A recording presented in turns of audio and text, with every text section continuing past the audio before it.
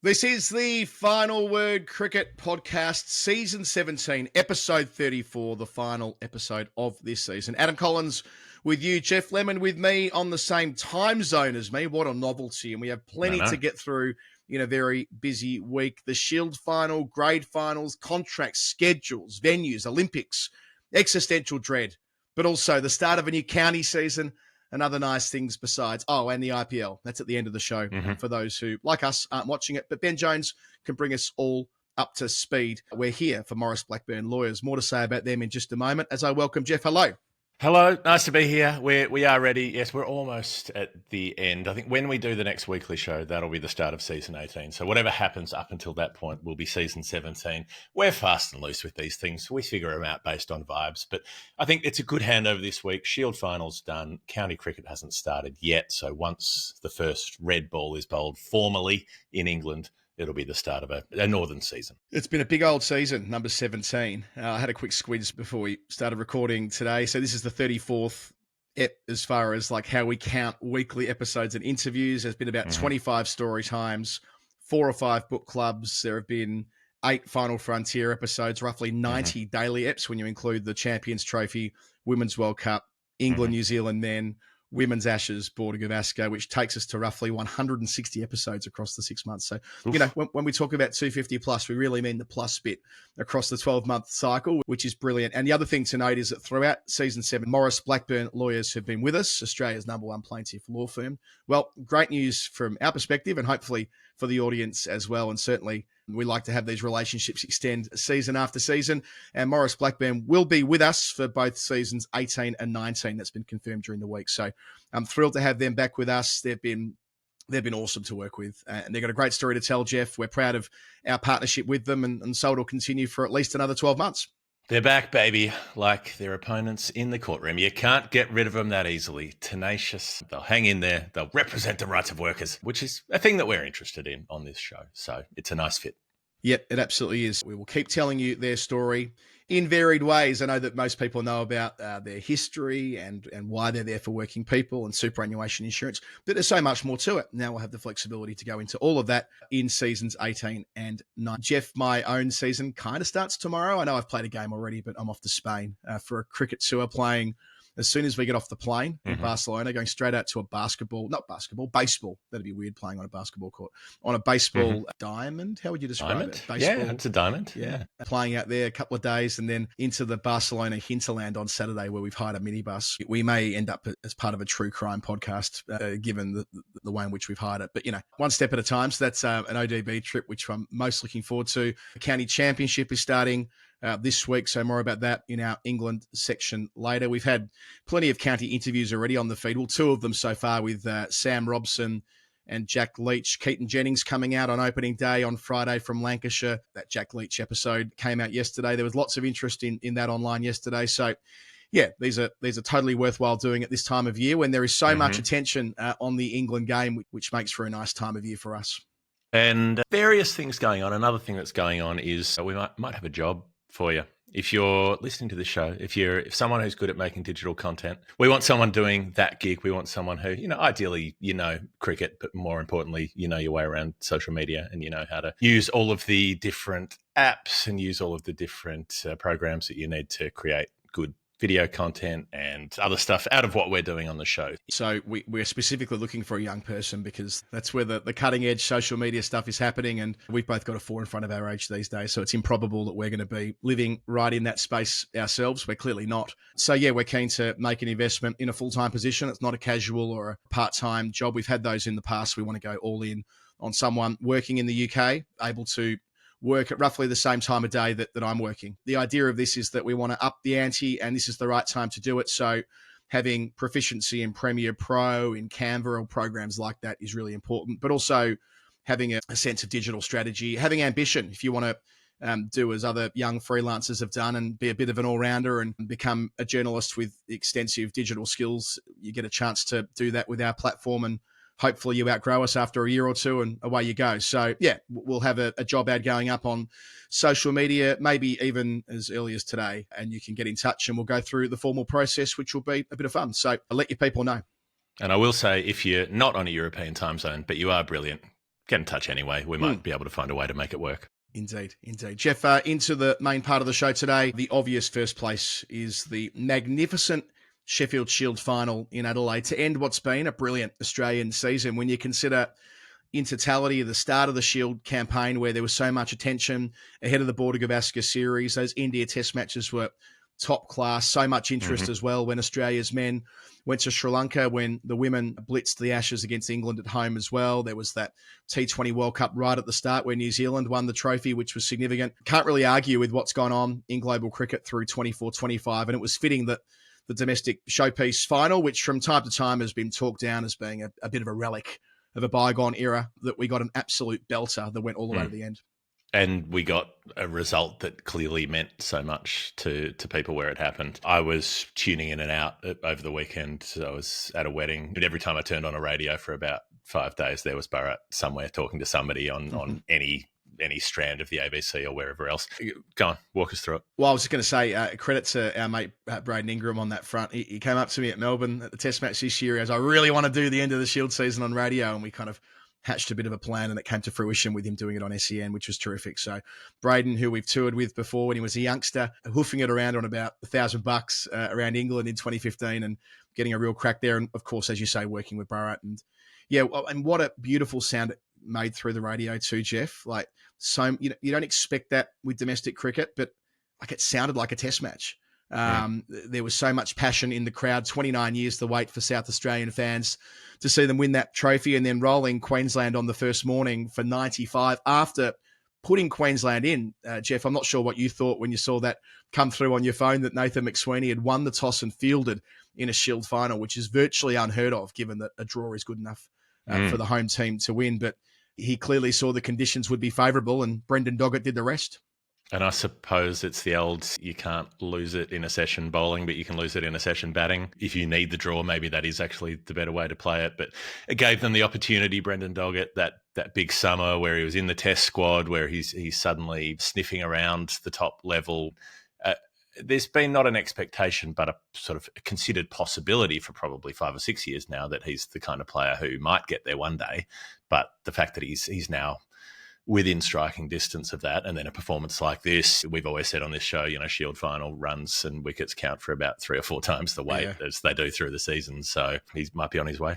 And Nathan McAndrew, who's been so consistent over the last, I want to say 3 seasons now. Couple of early wickets, including trapping Marnus for a duck and that key catch of Khawaja down at long leg, which wasn't for nothing. So 2 wickets for Nathan McAndrew. So South Australia take a healthy first innings lead, getting 271, but there was no guarantee of that. At 4 for 65, Queensland might be a wicket or 2 away from being maybe not on level terms, but near enough to it. But then Jake Lehmann, after hitting that stunning 100 a couple of weeks ago to chase against Victoria, 3rd match in a row, reaching 3 figures, 102. What a moment. You think about SA cricket and you think Darren Lehmann, don't you? Well, the fact that Jake Lehmann, as now a senior player in that dressing room, hits 100 at the crucial, decisive moment for the state, that meant an awful lot, clearly.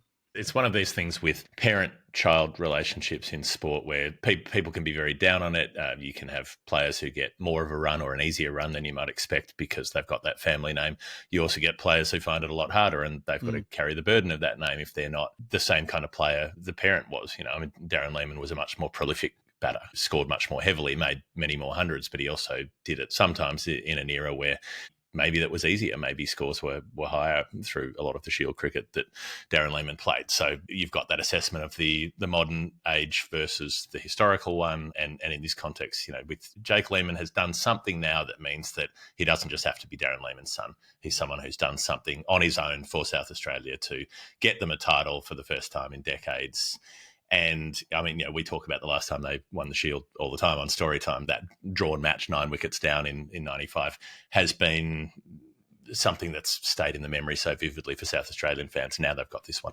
Yeah, he's a Saka legend forever, isn't he? Winning, playing that role in that game. And a feature of South Australia in one-day cricket, which they won as well, remembering they've done the double here, and 4-day cricket has been runs down the list. They've had a really strong lower middle order.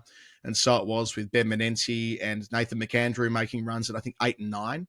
It's worth noting that Queensland did had their claws into South Australia a couple of times through the match. Callum Vidler, now, he's burst onto the stage at the perfect time as well late in the season. He was part of that under-19s World Cup winning side 18 months ago. So he's only 19 now. He's bowling at 150 clicks, and he bowled good. I was watching live at one point when he was on, and he's shaping the ball around beautifully at pace. So I know it's only his third first-class game, but your point before about Shield wickets and Shield runs in the final counting for more, that'll mean an awful lot for him. He went through Alex Carey early on too. I know that Carey goes on and plays a decisive role in the fourth innings, but that's not for nothing when you consider how instrumental Carey's been to South Australia's season. So Queensland are still well behind, but credit to them. You know, they could have folded there, but they go on to make 445 in their second innings, century for Jack Clayton, century for Jack Wildermuth. Marnus got 61 before getting caught in the leg side trap, which we'll talk a little bit more about Marnus later on. Doggett, though, for South Australia, takes 5 more, 11 for the match, ends up with 44 wickets at 20.56 in first-class cricket this year. That folds in the 6 for he picked up against the touring Indians for Australia A. Fergus O'Neill, who topped the charts, 45 wickets at 20.55, so almost identical seasons, only one. Well, couple more games. I mean, in terms of a couple of more games as well, but bang on in terms of the wickets and the average. So I love that. And it left Jeff South Australia a nasty chase in a final. 270 might as well be 570 sometimes when batting fourth in, with all the pressure and all the expectation being the home team, having rolled Queensland for 95 a couple of days earlier, and then slumping to 3 for 28 when McSweeney fell, and then enter Jason Sangha and Alex Carey. Well, this is the thing: is it's not just McSweeney; it's the captain. You know, he's had such a big part to play in this side in terms of temperament, in terms of the psychology of it. So he's out there, 3 down, long way to go, but Carey is just so chilled out. I mean, I know that that's not always, he says that's not the case inside his head, but he manages to approach difficult situations with so much calm. And then Sangha is, I mean, he's just flourished through this back part of this season. It's something that, again, that people have been waiting for a few years, to see Sangha really, really take the next step, and it feels like that's what happened here. 200-run partnership that they put on, and they didn't quite kill the game because there was a bit of a wobble with 40 or so to go, but Sangha was still there at the end, so the wobble wasn't, it was a half wobble. You know, they lost Carey and 1 or 2 more, but they're able to get there without it being too nerve-wracking towards the end.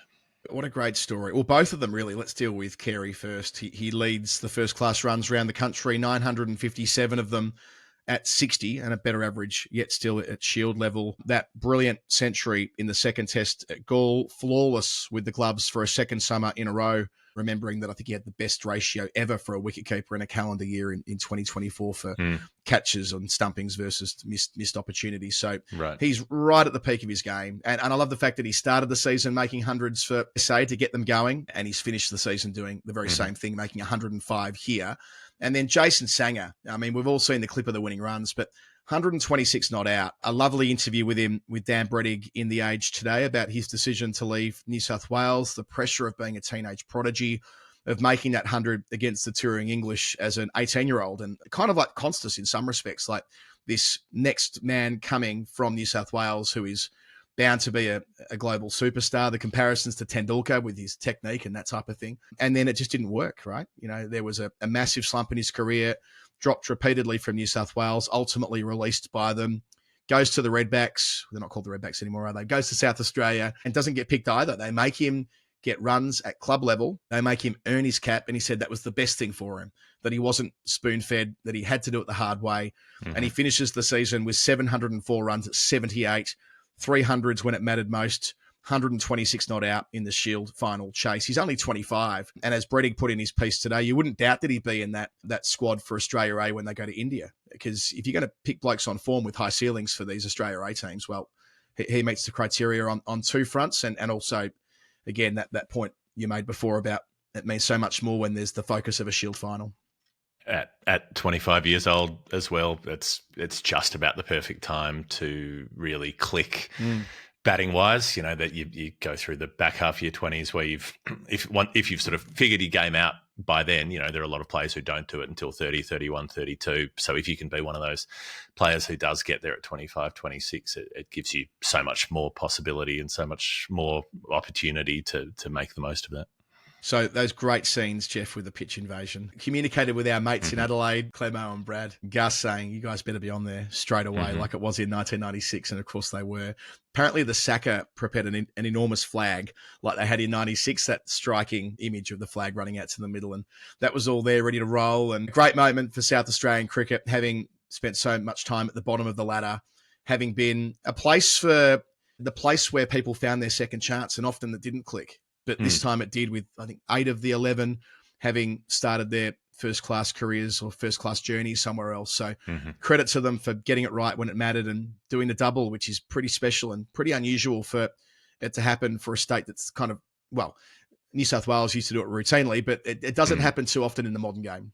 No, I mean, obviously WA with those incredible 3 years where they were winning everything and a very successful, I guess, decade, 12 years before that as well. But South Australia have struggled through much of that time. They've been down the bottom of the table through much of that time, went through several seasons barely winning a game. So it's massive for them. Hopefully they're able to build on it. People love the word dynasty, but even if it were a couple more years of very competitive cricket, then it would be an emotionally significant thing, I think, for South Australia, where Adelaide Oval plays such a central part in the Australian cricket identity, but domestically South Australia often haven't been able to live up to that in a way that's fitting with South Australia's prominence on the national scene. Yeah, they were very popular winners, and it's not political at all. But seeing the Premier there with the West End hat on, the red hat on, and amongst the crowd and all that kind of, it clearly bound the state together. It's one of those moments that will be reflected upon for a long time. I mentioned Jason Sanger being a prodigy who has got a lot ahead of him now. Someone who was probably that one generation before him, Moses Henriquez, has officially retired from first-class cricket at age 38. Didn't play after the early part of the season. Jack Edwards was captaining New South Wales for the majority of it, but said he wanted to wait to the end of the season. Some 6,800 runs at 35, 13 centuries, 127 wickets at 30. Of course, he played those 4 test matches about a decade ago. 68 and 81 not out on test debut at Chennai back in 2013. A Shield winner, 13-14 for New South Wales. Former captain for a long stretch of time.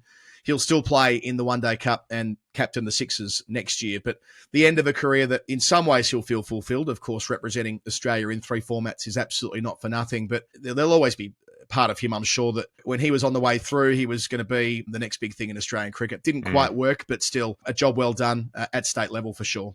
And I think stepping up when you get to test level is such a big thing, particularly in trying conditions. That 2013 tour was a horror show for most people in that Australian side. Moses comes into that and delivers first time up in difficult conditions, and came back in Colombo in 2016 and played well there as well. So he played 4 tests. He'd have a good one, then a bad one. That happened a couple of times, and those were the only opportunities that he got. His bowling was unpenetrative at test level, but his batting was pretty solid. So maybe could have had more opportunity. But he was always one of those players where the domestic record was good, but not great. The domestic record didn't demand more opportunities at test level, so he kept running into that roadblock there. And but also someone who's so well respected through the game in Australia for what he's done in terms of speaking about mental health, making sure that that's front of the conversation, making sure that players are more comfortable to be upfront about that. The mentions in Glenn Maxwell's book as one of the first people that he calls when he realises that he's got a problem and that he's suffering. He calls Moses to ask him advice about what to do next, and that's the position that Henriquez has put in. And from a Portuguese perspective, one of Australia's greatest Portuguese cricketers, so he'll always be revered. And I'm sure that when I pop down the street later, when I head down through Beato and go down to the wine bar, I'm sure there'll be a big poster of him out the front, and people will be celebrating the career that he's had. Speaking of the Sixers, where he captains, they had a blinder on April Fool's Day yesterday. They announced on social media that Kohli had signed for 2 years, and it's reasonable to say that approximately 1,000 media organisations reported that as fact. It was very, very funny because, to the trained eye, you're like, well, that's clearly a... I think for about 10 seconds, I jumped in the boat with the rest of the fish, but then I'm hang on a minute. Let's unpick this. Kohli's not allowed to play in the Big Bash, so how would he? Right. He's not permitted to. So how could it possibly be? But yes, it was. Maybe he was leading a revolution. Maybe if Kohli goes to Jay Shah and says, "I want to play for the Sixers," maybe Jay Shah blinks. I don't know. The other grand final on the weekend that generated nowhere near as much attention as the Shield final, but still plenty of it, was the grade final where St Kilda, this is first grade in Melbourne, where St Kilda batted for almost the entirety of the 3 days to beat Carlton, or draw against Carlton, but again, the draw was as good as a win. They made this was brutal. Yeah. It was particularly brutal because it wasn't. The choice lay with Carlton. Carlton had to beat them, so they sent them in. They're like, have a bat. And St Kilda said, okay, we will. Yeah, it's a tough one when you're the fielding team in that situation. I mean, win the toss, bat, chance your hand later, or try and take all 10. But yeah, 628 St Kilda made in 240 painstaking overs at the Junction Oval. Marcus Harris back from Vic's duty made 100 to get them going. And yeah, they got in a groove session after session. Adam Crosthwaite, great fella, who played, of course, for Victoria earlier in his career, New South Wales as well, made 100 down at number 8, which I was really pleased to see.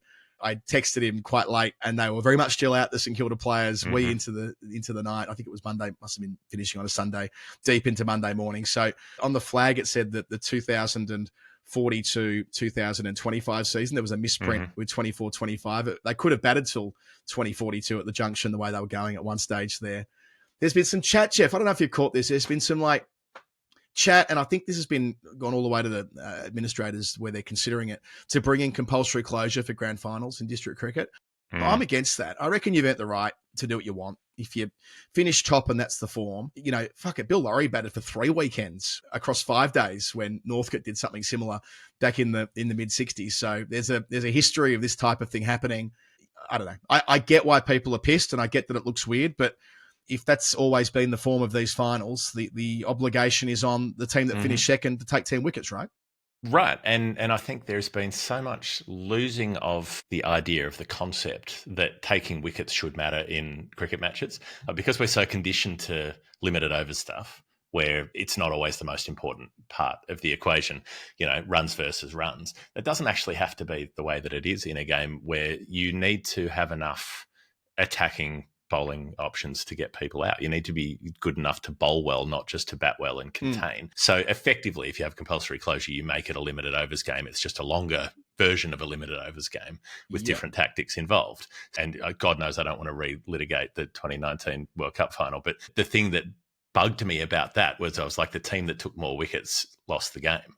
Like that should be, to me, that should have been the deciding factor, is that if you lost fewer wickets or if you took more, then that should also matter as well as the runs matters. So, and that should have been in the playing conditions before it started, not done retrospectively. But it meant that there wasn't a primacy put on taking wickets. There was primacy hitting on hitting 4s and 6s more than taking wickets. If you're playing this kind of game, multi-day game, you got to be able to get players out. And if you can't do that, well, that's part of cricket. I reckon extend it. Let's go full 19. Let's make it a 5-day game. If they want to make it, if we want to stretch this out, first innings points, that's what used to happen in the Ranji Trophy, as we've documented on Storytime, where you'd see 600 play 600 across 5 or 6 days. So if people are angry about what happened the other day, make the final longer. Just a quick make it timeless. Just keep playing through April. Just every weekend in April, you keep coming back, and until it's done. St Kilda make 1600 and we'll see what happens. Just one more grade nugget here, Jeff. It was a lovely little tweet from Adam Morehouse yesterday, who's a gun statistician.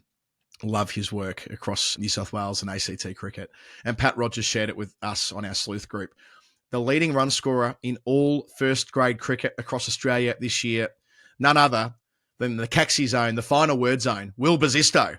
1,400 plus at 62, 500s. And Jeff, who did he play for this season? None other than the University of Western Australia. It's meant to be. Got his batting action tested, and it was found to be immaculate. Persistence. We haven't given up. Get him back into the WA setup. On the search, he's going to come back into the test team at the same time as Curtis Patterson in order to break the Andy Gantome situation. It's going to be redemptions all around. Everybody's going to have one. Jason Sanger will make it for the first time as Curtis Patterson comes back in with Will Basisto.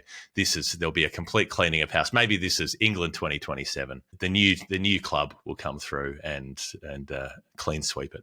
Jeff, we've got a really busy show today. Before going to our first break, I've got to tell you about another partner who's joined with the Final Word for the next couple of months, who you've been away for this little intro, if you like, the last couple of days. Odin Mortgage and Tax. What do they do, you ask? I suspect Mortgages you don't know and what they do tax. yet. I'm gonna suggest that they're involved in things like that. Well, what they do is stuff for people like you and me.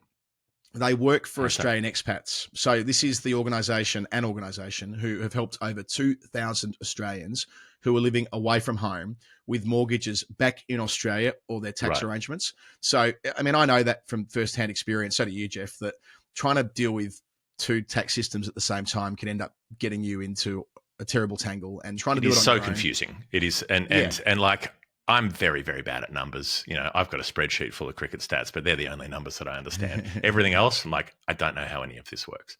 So there's two parts to this. You can get the tax consultation for $300, 300 Australian dollars. That is a steal to do it that cheaply and have at least the start of what will be having your finances sorted out back in Oz. And then there's the mortgage component. So a lot of people spend a period of time living away from Australia and want to go home. Odin are the people to speak to when you're fronting up for that. Like when you're trying to work out what you're going to do, you're going to try and buy a house, you're going to try and do something with a property that you've already had and been renting out back home. This is the organisation who can help you. Their first mortgage consultation is free. I think they've helped 2,000 expats in over 40 countries. So they're very busy. Their runs are on the board, as it were, in this space, and they're going to be working with us across the next couple of months. So we hear their story in some depth, but the show notes have got a link that goes straight through to the landing page, which is the Final Words landing page.